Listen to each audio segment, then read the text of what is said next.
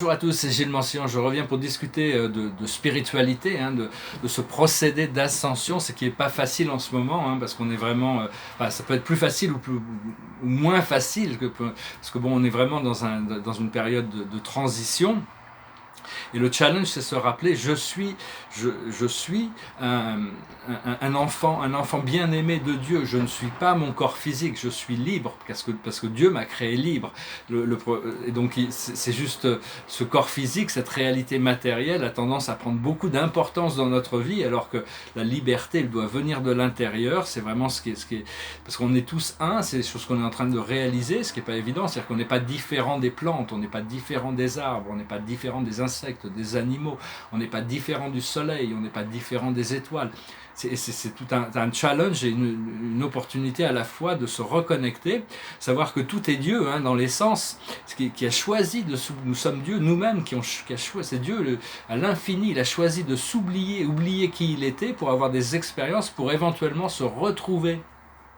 Enfin, je fais qu'aborder des idées qui sont mes idées. Après ça, vous voyez si elles résonnent avec vous.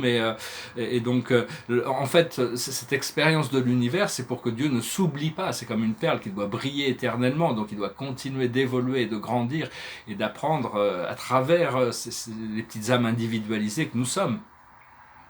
Et donc, parce que bon, il y a le côté permanent et éternel qui est immobile, qui est stable, qui ne changera pas dans la nature de la source, la nature du Créateur. Il y a cette sérénité éternelle, cette stabilité éternelle.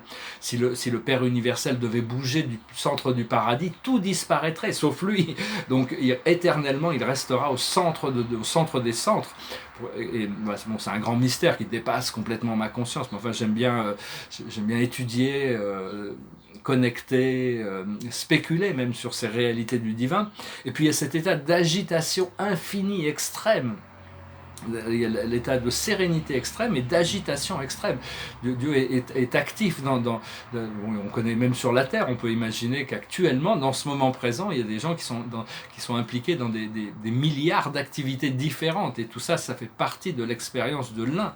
Et donc, agréable ou désagréable d'ailleurs, Dieu ne juge pas, il est au-dessus des choses. Mais bon, pour moi, il n'y a rien de plus extraordinaire que de découvrir cette nature divine, cette nature originelle, cette nature première. Et donc c'est vraiment en essence ce que je recherche dans l'essence. Savoir que bon, la source, c'est le point de convergence de toutes les énergies. Et pour nous, il nous a créé de manière à ce que le cœur soit le centre de toutes les énergies qui convergent en nous. Ce qui n'est pas forcément facile actuellement, parce que personnellement, dès que je pars dans une vision positive, c'est comme si la vie venait pour me casser, pour me montrer que j'ai rien. Je suis dans une situation d'extrême précarité et j'ai rien.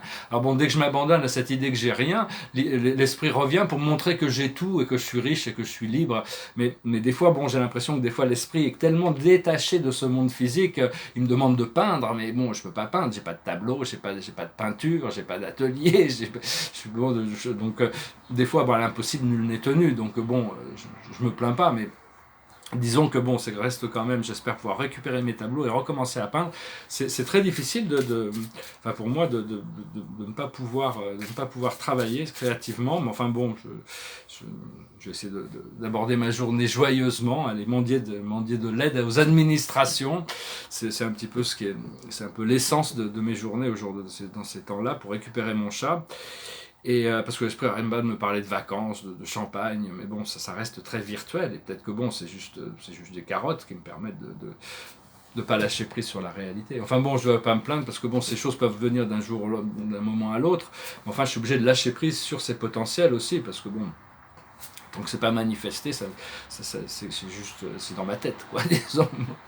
Bon, la situation, c'est le bonheur, c'est d'arriver à rester heureux, quelles que soient les circonstances. C'est-à-dire que bon, peu importe, je me dis, bon, j'ai quand même mes deux bras, mes deux jambes et mes deux yeux, quand même, c'est pas de la gnognotte, il y a des gens qui n'ont pas ça, donc bon, faut rester heureux, faut rester libre à ce niveau-là, et petit à petit, on est quand même élevé. Ce qui vient au-dessus de cette situation, c'est le savoir, la connaissance. Tous les jours, on apprend des nouvelles choses. Ce que l'on voit devant nous, c'est la générosité. J'ai toujours aimé être généreux, mais actuellement j'ai l'impression d'être devenu très mesquin parce que je dois compter tous les euros et donc c'est très difficile d'être généreux quand on peut pas donner ou partager ce que l'on n'a pas.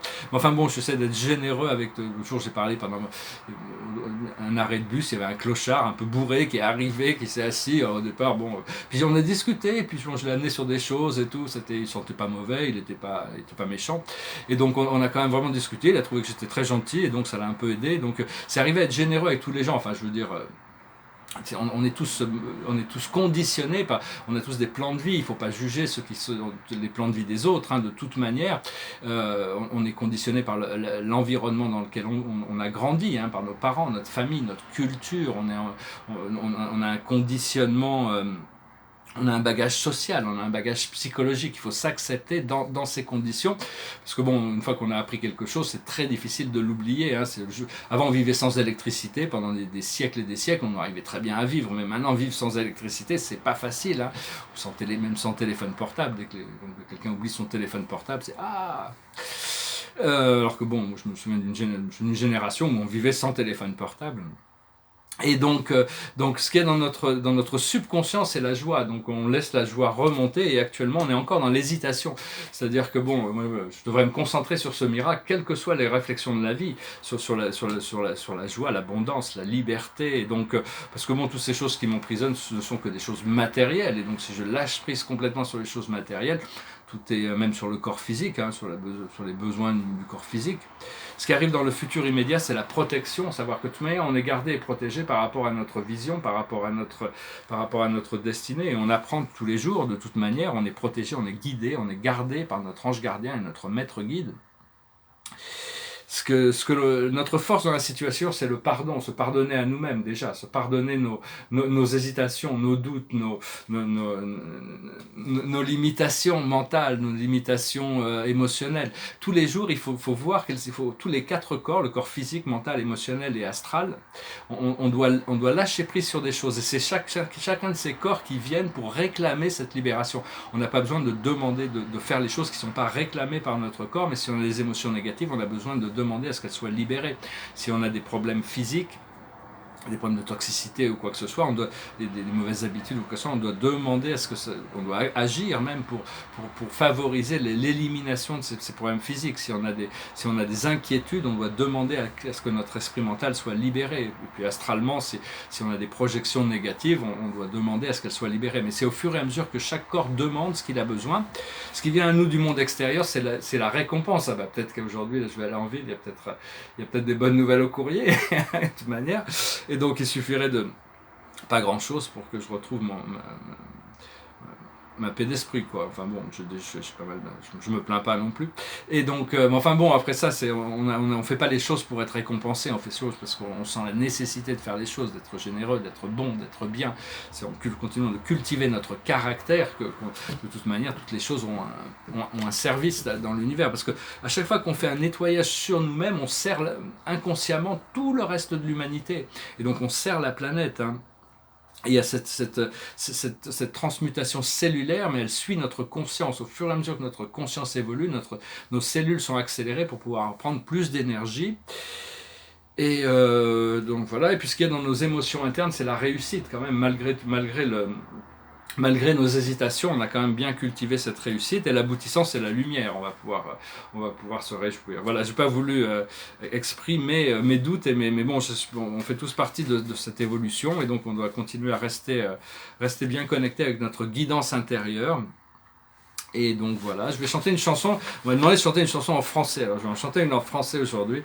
C'est une chanson qui parle du côté éphémère de la vie. La beauté de la vie est très éphémère. It goes like this.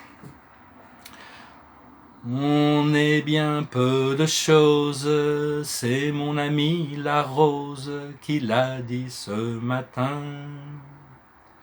À l'aurore je suis né, baptisé de rosée, je me suis épanouie, heureuse et amoureuse, au rayon du soleil, je me suis fermé la nuit, je me suis réveillée vieille. Pourtant j'étais très belle, oui j'étais la plus belle des fleurs de ton jardin. On est bien peu de choses, c'est mon ami la rose qui l'a dit ce matin. Vois le Dieu qui m'a faite, me fait courber la tête, et je sens que je tombe, et je sens que je tombe, mon cœur est presque nu, j'ai le pied dans la tombe, déjà je ne suis plus. Tu m'admirais hier, et je serai poussière pour toujours demain.